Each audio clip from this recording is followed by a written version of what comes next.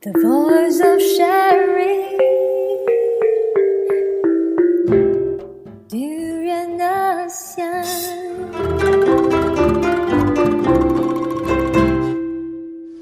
Oh, me. She speaks.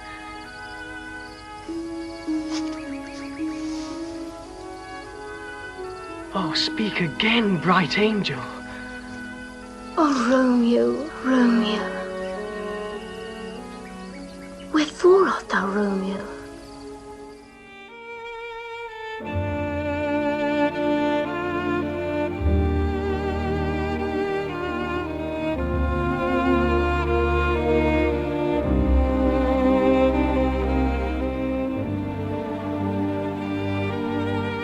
Welcome to Anything Can Happen Friday, the art and cultural side of Southeast Asia. I'm Grace Chiu. 2016 commemorates 400 years since the death of William Shakespeare. This special anniversary year is a truly unique opportunity to visit Kuala Lumpur Art Performing Centre to experience different plays and acts. For those who are in the UK or planning to go there, traveling all the way to England where people will visit the country to see one of his plays performed at the Royal Shakespeare Company. They can tour his birthplace, pay your respects at his grave at Holy Trinity Church, or simply walk in his footsteps and explore the place he called home. To add more, keep an eye on BBC, launching on April 23rd. The BBC Shakespeare's Festival will see an array of exciting productions. So, from all his works, today and Anything Can Happen Friday, I'll be speaking to Freddy Tan, director of Sifu production, and Alfred Lo, an actor of this play called Mio And Chiu Liet.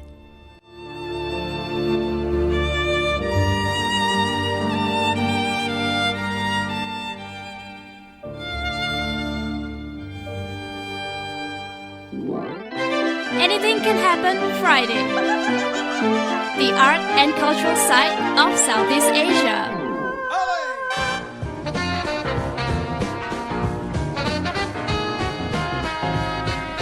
Good morning, welcome back to Durian ASEAN, the voice of discovery and sharing. You are at the Anything Can Happen Friday. And with the amazing two people we have in the studio, but before we introduce these two people, there is this play will be on from late February to March, presented by the Actors Studio Sony Theatre Rakyat and the Kuala Lumpur Performing Arts Centre. So this production called Sifu Productions, it's called Mio And Chiu Liet. I'm sure you guys already can guess it what it is all about. It's called Forbidden Love in Forbidden City. So let me introduce these two amazing people. Firstly, Freddy Tan. He's a director of this play, Mio And Chiu Liet, also from Sifu Production. And also we have invited an actor. His name is Alfred Lo. So let's say good morning to them. Hello. Hello. How are you? Good to be here. Yeah. Thank you so much for your participation this morning. So before we talk about the serious business there, let's just briefly introduce yourself to our listeners. Starting with Freddy, maybe? All right. So, hi again. I'm Freddy. I am the director. Do you have a nickname? I might have, but I some might not be appropriate to say it out here. Oops. So okay. yeah, but mostly people just call me Freddy. All right. So but yeah, I'm the director for this play. I've been doing theatre maybe about 6 years, not that long, and I'm really glad that I've been given a lot of opportunities to try out new things, and I do perform as well sometimes.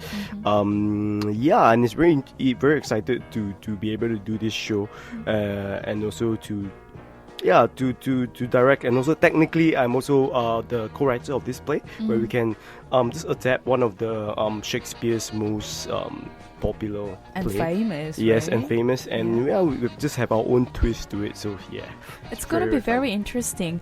If I'm not mistaken, last time when we had you, Freddy, here at the studio, you were here and as an actor, and then you're now a director. Yes. So how is it like the transition between an actor and a director in the theater production? I don't transition in I guess the biggest difference is that as a director you're giving direction and make sure that people follow it, and For sure. the other way around, you just have to follow it. Yeah. Yeah, so it's not that big a difference, because at the end of the day, we work with each other quite a lot, and we in the business, regardless of whether you are a director or actor, there's still a lot of mutual understanding. Right. So I don't see much difference in working in either aspect, actually. Yeah. That's very interesting. How about you, Alfred? You're here an actor. Before I ask you which part you're gonna be in the play, just briefly introduce yourself to our listeners. Okay. Hi. Hello. My name is Alfred, and I'm an actor in this play. I've been acting in the Malaysian industry since 2008 in various different fields. Wow, theater, you have film. such a deep voice like that. Wow, thank you. Yeah. So yeah. This play is really fun. It's Yeah? really, really fun. This Yeah. play, you mean Mio and Chiu Liet. Yes. So I heard that this play will be in both languages, Cantonese and English. Yes, So it's could you- bilingual. Yeah. Yes. So could you explain further how we can expect to watch this whole play? With a lot of enjoyment. For sure, yes. Yes. But simply put, because like if you follow the original Romeo and Juliet story, it's basically about two family that has like a quarrel or like disputes with each other for many years. And in our version, it's the same as well, but it's set in China, Beijing. And we have decided that one family, like mainly like they are very traditionally Chinese. So instead of using Mandarin, we decided to use Cantonese, because we Cantonese. find that Cantonese is more expressive I see. and it's also more relatable to the audience in KL. Oh, it's more casual, is Ma- it? In Or- in a way, Right. it can be flowery as well, depending on how It's Also it's very also poetic. funnier. It's funnier. Funnier, right. Funnier to listen to Cantonese correct. The than to expression of Mandarin. it is just, I think, is more to play for us. And the second family, where the house of Chiu, which is the Chiu Liet's family, they are westernized, where they're like those Chinese merchant that sail to America and then they come back and they Right. can't really Trading speak. industry. Yes, they can't really speak very good Chinese or Cantonese, so they just come back and then they like all like English educated and stuff like Right, that. Okay. First bananas in history. Ah, Yeah, yes. yeah, that kind. That explains. Yeah, and because so when you have these two families and you have that kind of context, it brings more familiarity to audience, in a sense that, like when you watch like those old Hong Kong movie, like the more Cantonese, like even like something like Wong Fei Hong or Ip Man, it's that kind of era. It's I like see. 1910, 1920s, and yeah, so it's a lot of things, a lot of movie elements that we have probably watched before and that we actually apply onto this show. So will it be very different from Shakespeare's original piece, Romeo and Juliet? Now I'm pronouncing it Chiu Liet now. Yeah. You see, it's influential. Yes. Will it be more like a Malaysian twist on his play, Shakespeare's play? Malaysian twist. Or is it more Well, Chinese? I think there are definitely a lot of Malaysian elements I because we see. are Malaysian, and so Yeah, we can't run away from that. yeah, we can't. Yeah, even if we're playing characters, we can't really run away from the Malaysianness. Right. So even a lot of the jokes, a lot of the gags, a lot of the way we poke fun at things, it's very Malaysian. Like it's the kind of thing that you see in Mama, you see in like Sungai Wang Plaza or yeah, something like that. Right. But yeah, I think it's all set within the setting. Like so, I think when we went into rehearsals, we had a few very good roundtable sessions where we really sat down and mapped out the world that we live in. I mean, this world that we're setting the play in, and so once we understood like those parameters, Right. then we could really play because I think the nature of the show it is turning the tragedy of Romeo and Juliet Exactly. into something like in my mind, and I've said this a million times, it's completely like a Stephen Chow movie, like a South Asian movie. Yeah. So yeah, it's just turning it into that. All right. Yeah. For me, I term it as like, instead of a tragedy, it's now a tragic dramedy. Wow. So So you that's a see new vocab tragedy, there. drama, and comedy. So what do you call that again? Tragic dramedy. Yeah.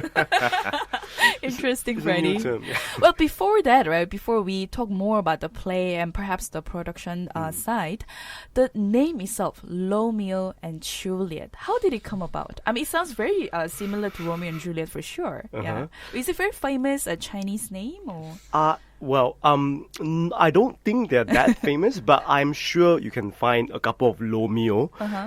Because in Cantonese it's pronounced as Lo Miu. So no R. Yeah, and then even in let's say you want to pronounce in Mandarin is Lo Miao, and I'm sure there are more Lo Miao in China. Right. It's quite I wouldn't say common, but it's possible. I see. And then for Chiu Chiu Liet. Liet, because the usual Mandarin translation of Juliet is Chiu Liet, so it's technically Chiu Liet as is CHU. right. But we don't really want to follow the original, so we just change it to Chiu. So Chiu Liet. So it's got does these two names have their own meanings? Like Romeo has its own meaning and the Chiu Liet has its own meaning. To a certain extent, yes. I see. There will be some inference about their names in the show. I can't reveal too much because they will be like spoiling like some important Okay, bits. then let me not spoil this too much here. Yes. Let's take a short break, and when we come back, then we'll talk more about the production as well as the play, the storyline there. You're now listening to Durian ASEAN, the voice of discovery and sharing.